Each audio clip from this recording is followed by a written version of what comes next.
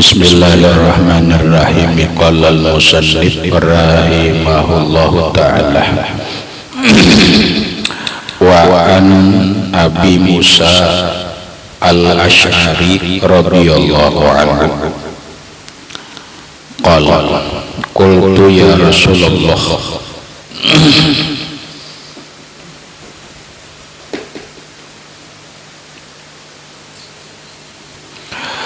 ya Rasulullah ayyul muslimina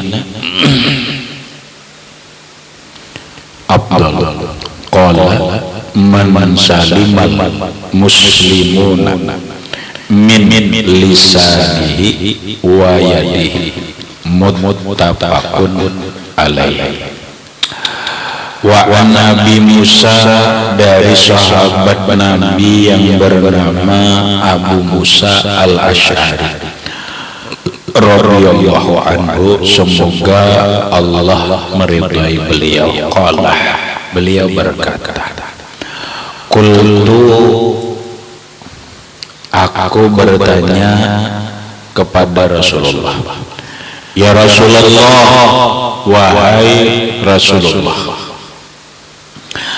ayyul muslimina afdal, siapa juga orang Islam ini yang lebih hebat, siapa juga umat orang Islam ini yang paling afdal, siapa juga umat Islam ini yang paling utama.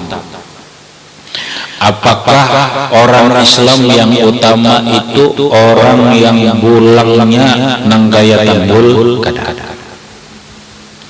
Apakah orang Islam yang utama yang hebat itu umat Islam, orang Islam yang berbaju gamis? Apakah orang Islam yang hebat itu, yang utama itu adalah orang Islam nang umpat demo? Allahu Akbar, Allahu Akbar. Apakah orang Islam yang hebat, yang utama itu orang Islam yang hanya sekadar rajin sembahyang? Tidak. Kenapa? Kalau orang Islam rajin sembahyang itu banyak. Nikam, Rahmat rajin sembahyang, Amin rajin sembahyang, Umar rajin sembahyang, berjamaahnya apa? Berarti kadang-kadang mau ukur kehebatan Rahmat, kehebatan Umar kan kadang-kadang karena rajin dia sembahyang. Lalu Nabi menjawab, ukuran orang Islam yang hebat itu,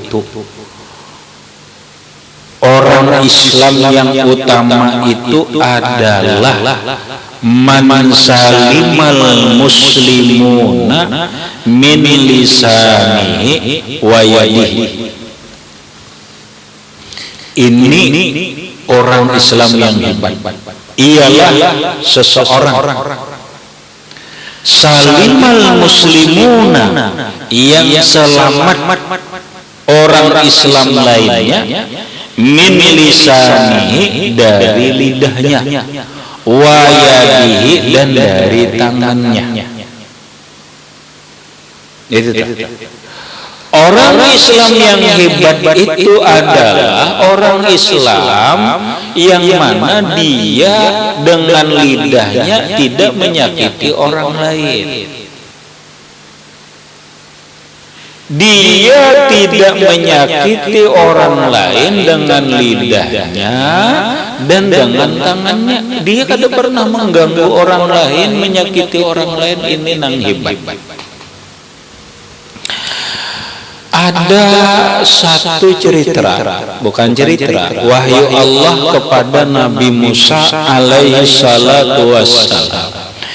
Ini ada di dalam kitab Nasaihul Ibad. Dalam kitab Nasaihul Ibad karangan Syekh Muhammad Nawawi Al-Bantani.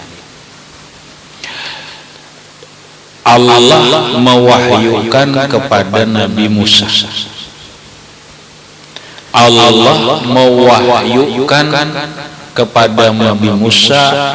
Wahyu itu berkaitan dengan seseorang yang mana seseorang itu sangat alim, seseorang itu punya gelar nang hebat, profesor, doktor, insiden, seterusnya, atau orang tadi punya pendidikan yang tinggi, orang tadi punya kitab santri ini, punya kitab 1080 lemari, bukan kitab selamari, kada 80 lemari.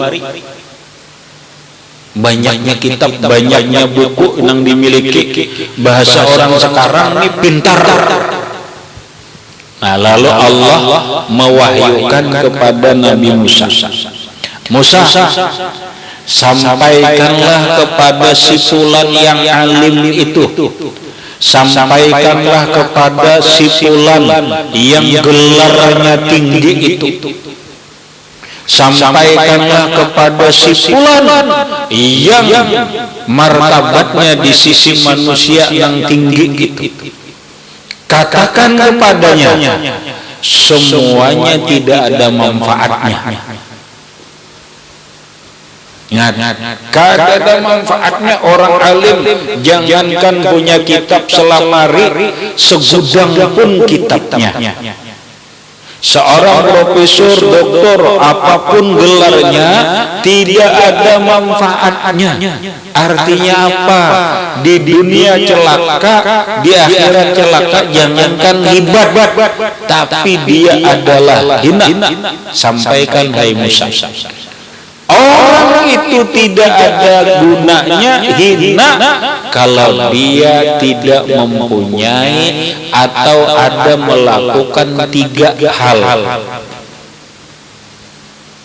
Siapa bila melakukan salah satu 3 hal ini, apalagi 3 macamnya ada, apapun tidak bermanfaat. Yang pertama, katakan kepada dia, laksanakan perintah Allah, jauhi larangan Allah. Setinggi apapun gelarmu, sebanyak apapun kitabmu, setinggi apapun jabatanmu, kalau engkau tidak melaksanakan perintah Allah, maka itu tidak ada artinya. Satu. Yang kedua, Allah yattabi'a hawahu, janganlah mengikuti hawa nafsu.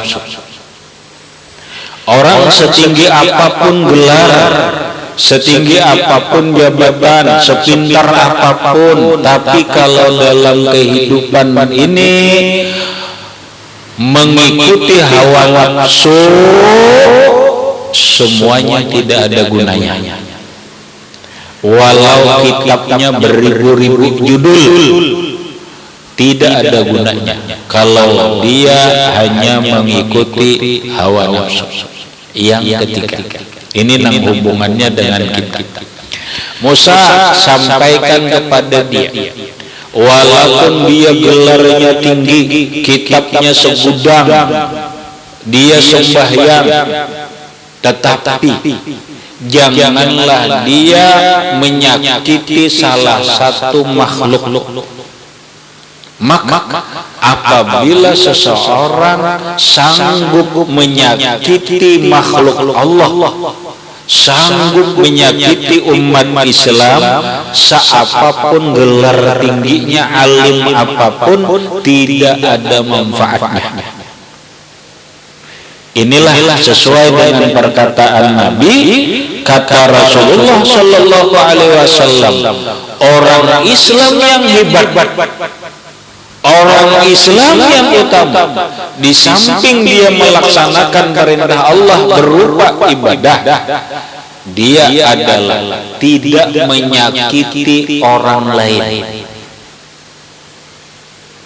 Ini dia tidak menyakiti orang lain. Orang pejabat ini akan jadi hebat kalau dia tidak menyakiti dengan rakyatnya, pegawainya, dan yang lain.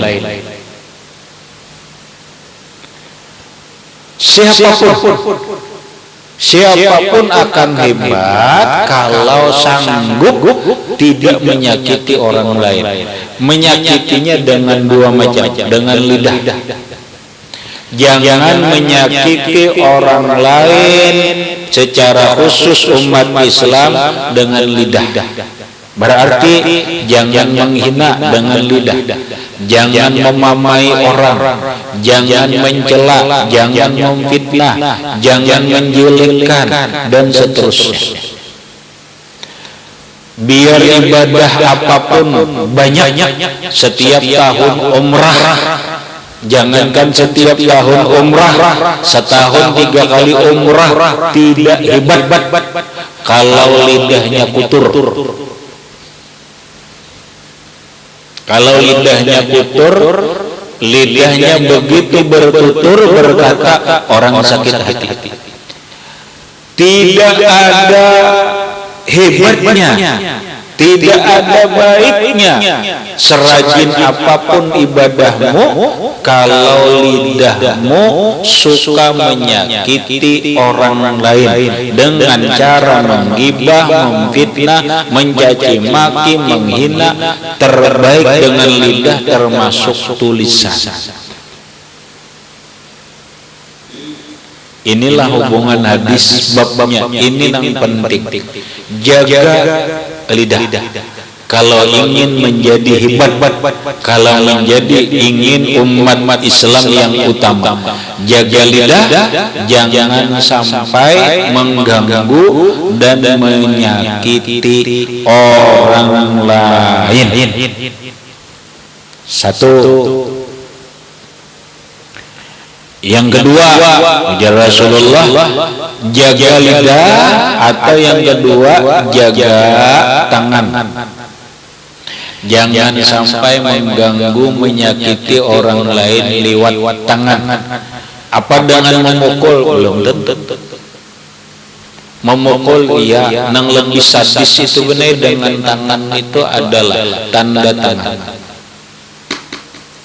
Seorang presiden jangan menyakiti rakyat dengan tanda tangannya. Seorang menteri jangan menyakiti rakyat dengan tanda tangannya. Seorang bupati, camat jangan menyakiti orang lain dengan tangan. Maksudnya dengan tanda tangan. Contoh. Seorang bupati tidak dengan lidah menyakiti, tapi dengan tangan, walaupun tangannya tidak memukul. Umpama Rahmat jadi bupati, lalu Umar dahulunya kadang mendukung Rahmat sebagai calon bupati. Lalu Umar ini seorang guru yang baik, guru teladan, tadinya mengajar di daerah kota. Lalu dipanggil oleh Rahmat, "Mar, sini," atau lewat surat keputusan tanda tangan bupati, Rahmat atau Umar dipindah ke atas Batu Ampar situ. Kedatar azab situ Umar. Ujar Umar, sakit banget aku. Itu namanya menyakiti dengan tangan. Aku kan udah memukul aja bupati. Dadah memukul. Itu tanda tangan. Itu menyakiti dengan tangan, dengan tanda tangan. Itu namanya nyakiti orang. Janganlah pejabat pembakal, bila hendak baik jadi pembakal. Jangan muntung, lidah, jangan menyakiti rakyat, masyarakat. Tangan, jangan menyakiti masyarakat, pejabat, bupati. Jangan sampai lidahnya menyakiti pegawainya. Jangan sampai lidahnya menyakiti rakyatnya. Jangan sampai tangannya. Tangan pejabat itu tadi, tangan pejabat itu dengan tanda tangan ini, tanda tangan itu pas orang sakit. Pokoknya ujar Umar, aku kadarila. Ternyata tadi cukup Umar bininya iya juga. Nah iya juga bini Umar karena juga dipindah bupati juga Bini Umar pindah wadi juga, makanya kadang sunyi itu rumah sakit hatinya. Janganlah jadi pejabat hanya gara-gara dendam politik lalu menyakiti rakyat. Jangan menyakiti lawan tangan, iya dengan tanda tangan. Dengan tanda tangan pindahkah, apakah dan sebagainya. Jangan.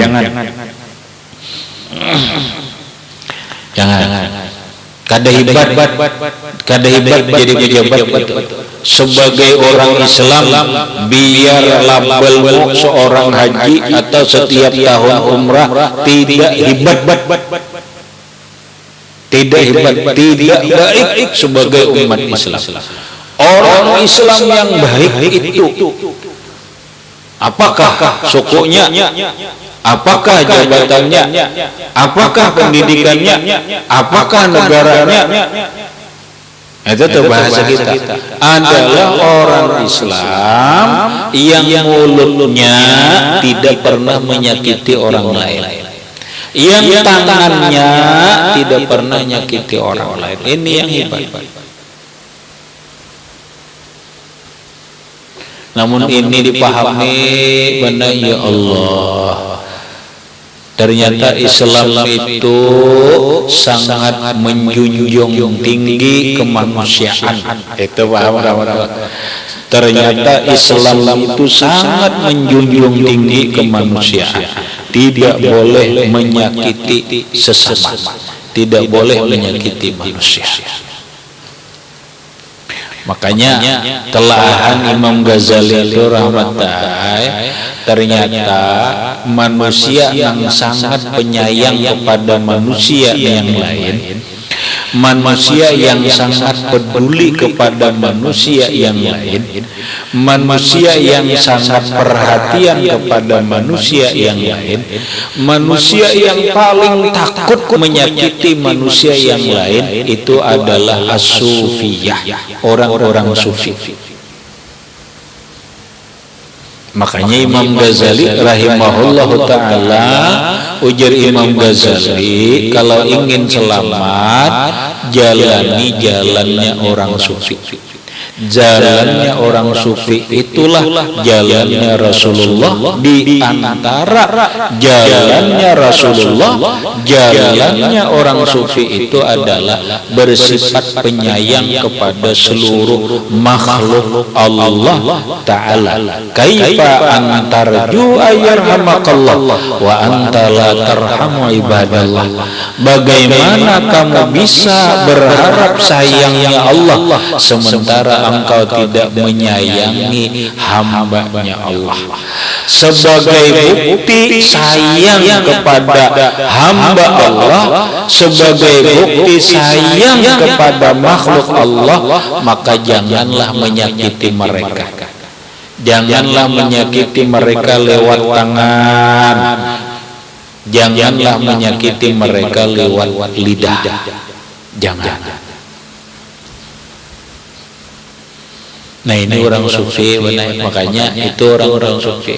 Kalau orang-orang apa, ya kadang-kadang nang lain daripada itu setinggi apapun tadi, biar gelar apapun, kadang-kadang manusia ini lebih kejam daripada binatang. Binatang itu kadang-kadang sayang kepada anaknya, jangan membunuh. Itu tuh nang binatang di sini apa? Warik kehirangan enggak? Warik kehirangan enggak? Anaknya itu apalagi kehirangan, dirangkulnya terus sayang. Bilainya ada nang menimbang konenya nangis kang ditungguinya.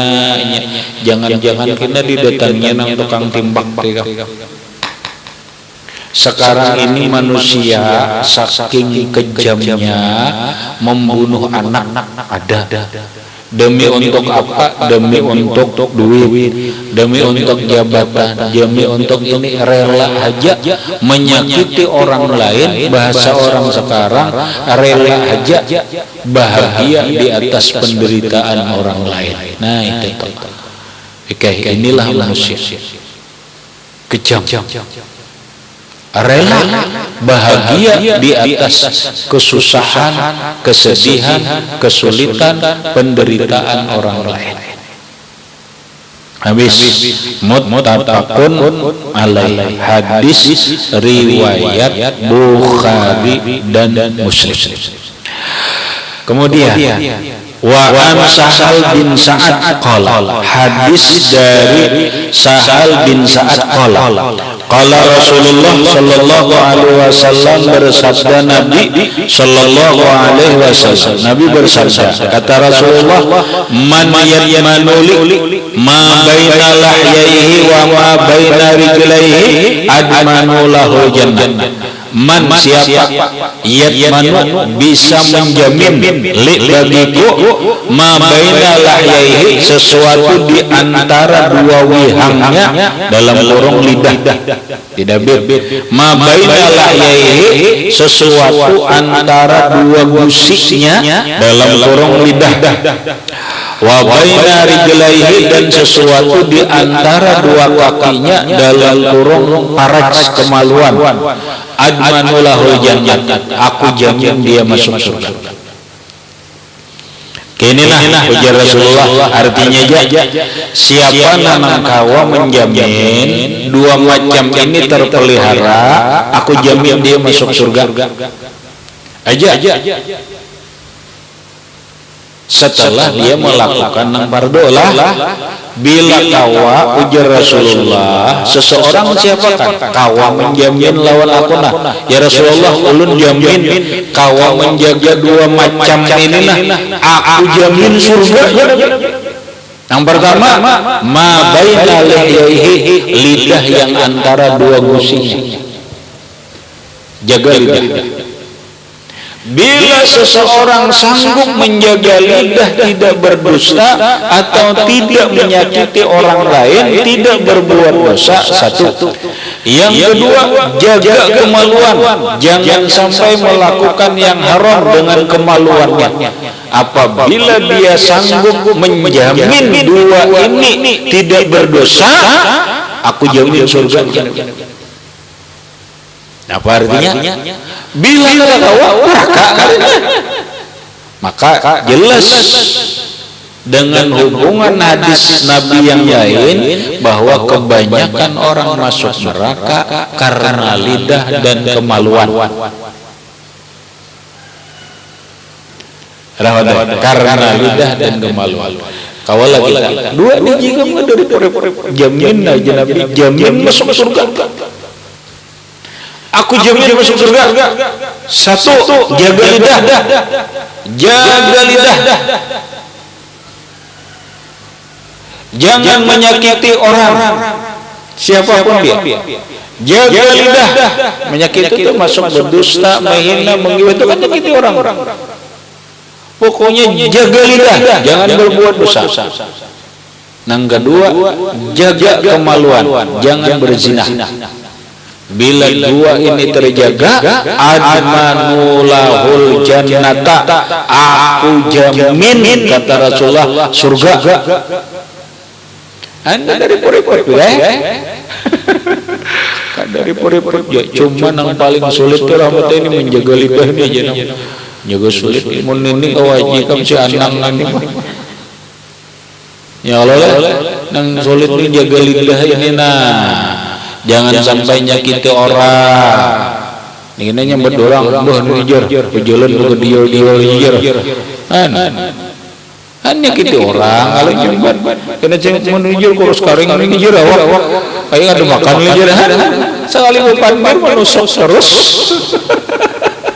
Jangan gitu, ini jaga lidah. Jaga lidah, jangan menyakiti orang lain, jangan berbuat dosa, jaga kemaluan, jangan berbuat dosa. Aku jamin, kata Rasulullah, masuk surga.